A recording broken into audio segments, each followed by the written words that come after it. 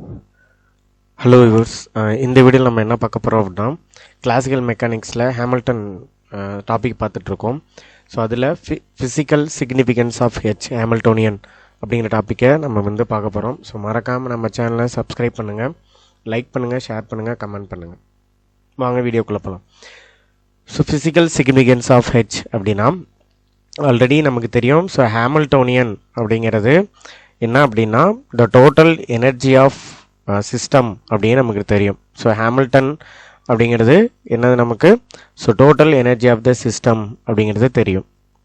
ஓகேங்களா? So H equal to energy அப்படின்னு இதுவே கன்சர்வேட்டிவ் சிஸ்டமாக இருந்துச்சு அப்படின்னா அதோட கண்டிஷன் டோ வி டிவைட் பை டோ Q dot J Q dot K is equal to 0. அதாவது potential energy does not depend generalised velocity. So potential energy வெலாசிட்டியை டிபெண்ட் பண்ணி இருக்கும். ஓகேவா? அதே மாதிரி கோஆர்டினேட்ஸை டிபெண்ட் பண்ணியிருக்கும். Next one, the coordinates transformation equation independent of time. So time எப்படி இருக்குன்னா டைம் பொறுத்து இருக்காது, அது இண்டிபெண்ட்டாக இருக்கும். அண்ட் தென் இதோட ஃபார்முலா எப்படி கொடுத்துருக்காங்க அப்படின்னா கன்சர்வேட்டிவ் சிஸ்டம்க்கு summation of J P J Q dot J equal to 2t அப்படிங்கிறது தான் கன்சர்வேட்டிவ் சிஸ்டத்துக்கான ஃபார்முலா. நெக்ஸ்ட் ஒன், நான் கன்சர்வேட்டிவ் சிஸ்டத்துக்கு q dot J is equal to doe H by doe P J. இதே p dot J is equal to minus to H by doe Q J plus Q J. அதே Lagrangian not and explicit function of time.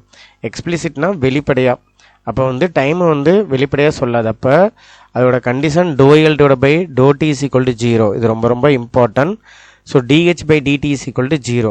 அப்போ இருக்கும்போது நமக்கு Hamiltonian என்னவாக இருக்கும் அப்படின்னா கான்ஸ்டண்ட்டாக இருக்கும்.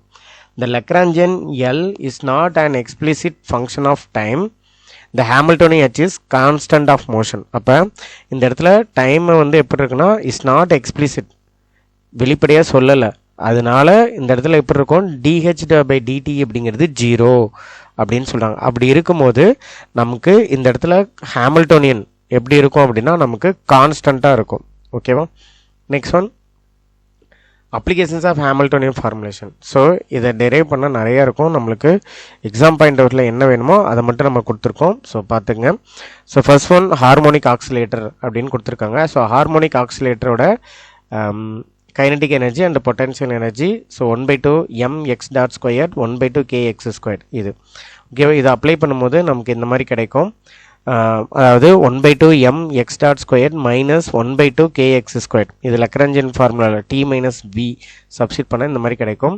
அண்ட் தென் இப்போ நம்ம என்ன பண்ண போகிறோம் அப்படின்னா இதை doe L by to X X டாட்டை நம்ம என்ன பண்ணோம் பார்ஷியலி டிஃபரன்ஷியேட் பண்ணும்போது 1/2 mx டாட் ஸ்கொயர் அப்படிங்கிறது இதை டிஃபரன்ஷியேட் பண்ணோம் அப்படின்னா 2 முன்னாடி வந்துடும். இப்போ ஆல்ரெடி 1/2 ஈக்குவல் டு 2 முன்னாடி வந்தோம்னா mx டாட் அப்படின்னு ஆயிரும்.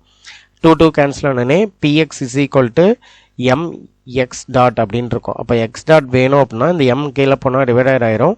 அப்போ px டிவைட் பை m அப்படின்னு இருக்கும். அடுத்து t is equal to 1/2 mx dot square அப்படின்னு இருக்கு இல்லையா? இந்த இடத்துல நம்ம எக்ஸ் டாட் வேல்யூவை சப்ஸ்டிட் பண்ண போகிறோம் இங்கே. அப்போ 1/2 m எக்ஸ் டாட் வேல்யூனது px டிவைட் பை m. அப்போ ஸ்கொயர் பண்ணால் px square divide by m square அப்படின்னு இருக்கும். இங்கே ஒரு எம்மும் இங்கே ஒரு எம்மும் கேன்சல் ஆனால் px டிவைட் பை m அப்படின்னு இருக்கும். ஆல்ரெடி ஒரு 2 இருக்குது. அப்போ px square divide by 2m அப்படின்னு இருக்கும். ஓகேங்களா? இப்போ ஹேமில்டோனியன் எடுக்கும்போது h is equal to t plus v. அப்போ நமக்கு ஆல்ரெடி ஃபார்முலா தெரியும் px square divide by 2m. ஏன்னா t ஆல்ரெடி கண்டுபிடிச்சிருக்கோம், இந்த இடத்துல கண்டுபிடிச்சிருக்கு இல்லையா? px ஸ்கொயர் டிவைட் பை 2 அதை அப்ளை பண்ணிவிட்டு ப்ளஸ் 1/2 kx ஸ்கொயர். இப்போ எக்ஸ் டாட்டா பண்ணும்போது டோ ஹெச் பை டோ பிஹெச் அப்படிங்கிறது நமக்கு ஃபார்முலா. ஸோ இப்போ நம்ம என்ன பண்ணோம், இது பார்ஷியலி டிஃப்ரென்ஷியேட் பண்ணும்போது என்ன கிடைக்கும் நமக்கு? இது 2 முன்னாடி வந்துடும். இந்த 2 முன்னாடி வந்தோடனே 2ph டிவைட் பை 2m அப்படின்னு இருக்கும். 2 கேன்சல் ஆனால் remaining px divide by m அப்படின்னு இருக்கும்.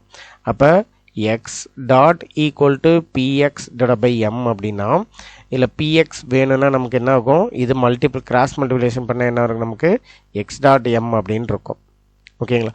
இப்போ இன்னொரு டைம் நம்ம டிஃப்ரென்ஷியேட் பண்ணும்போது p டாட் எக்ஸ் அப்படின்னா எக்ஸ் டபுள் டாட் m அப்படின்னு ஆயிரும் இல்லையா? Second derivative. அவ்வளோதான். ஓகேங்களா? ஸோ இப்போ கெனானிக்கல் ஈக்குவேஷன் எடுத்தோம் அப்படின்னா நமக்கு P dot J is equal to Q minus to H divide by டோ கியூ ஜே. ஓகேவா? ஸோ இது என்னது நமக்கு அதாவது 1/2 கேஎக்ஸ் ஸ்கொயர்டை பண்ணால் என்ன வரும்? 1/2 2 முன்னாடி வரும், கேஎக்ஸ் மட்டும் இருக்கும்.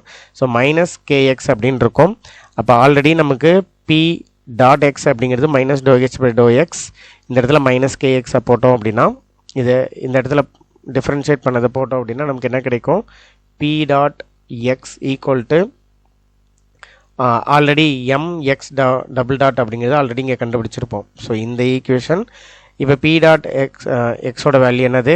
மைனஸ் கேஎக்ஸ் அப்படின்னு இருக்கும். அப்போ minus K X equal to M X double dot.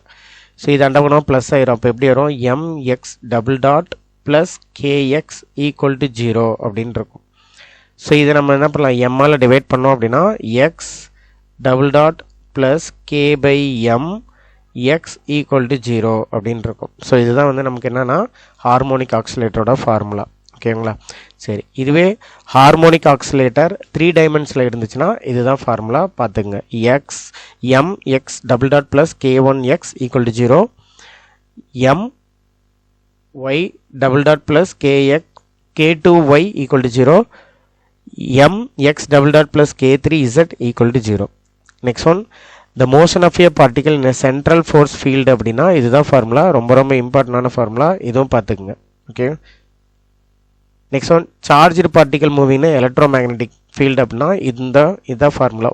H is equal to 1/2m bracket of p minus qa whole square plus q pi. இதுவும் ரொம்ப ரொம்ப இம்பார்ட்டன்ட் ஃபார்முலா. இது எல்லாமே ரொம்ப ரொம்ப இம்பார்ட்டன்ட் ஃபார்முலா.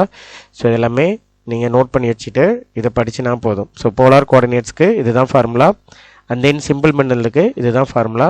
ஸோ இதெல்லாம் பார்த்துங்க. ஸோ எக்ஸாம் பாயிண்ட் ஆஃப் வியூவில் என்ன நமக்கு தேவையோ அது மட்டும் தான் நான் சொல்லியிருக்கேன். ஸோ தேங்க்யூ ஃபார் வாட்சிங்.